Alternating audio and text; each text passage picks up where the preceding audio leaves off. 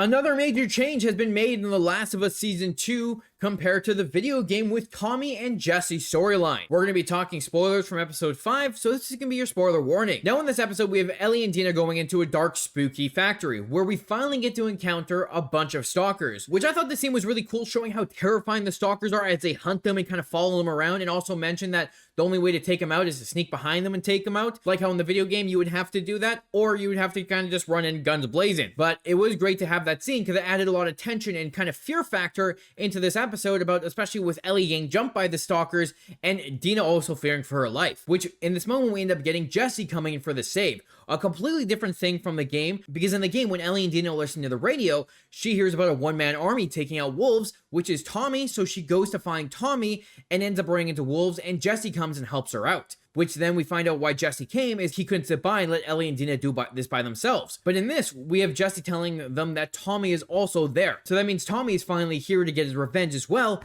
But instead, they kind of talk about how Tommy and Jesse came to bring Dina and Ellie back to the town so that they don't end up dying. Now, this is different from the game, of course, because Tommy goes on the hunt by himself to try to protect Ellie, but also wants to get his revenge for Joel. So I am glad that Tommy is finally out in Seattle, because that means we're going to start having him hunt down the wolves and Abby's friends, and we are going to get those moments, because I feel like now that he's here, he's going to notice that he needs to get that revenge, and he's going to start blasting people when he can get the chance. I'm glad that we finally got these characters involved in Seattle, and I'm looking forward to seeing what they do with them forward, especially because they also found a way to get rid of Dina, because in the game, Dina stays behind because she's pregnant. Ellie doesn't want her to be a burden. That's a major thing, even though Ellie's like, I want you here in the show, something that is not in her character at all to do, but we do have her getting taken away because she gets shot with an arrow by the scars, which in the game, Ellie's the one that gets shot while she's by herself, so they are changing it up a bit, but it was a way for them to physically remove Dina out of the area and put her on her own so that Jesse and Dina are out to the side like they are in the game in the theater without interfering with Ellie's revenge. So I am interested to seeing what they're going to be doing here and how they're going to be portraying stuff going forward, but let me know, what did you think of these scenes?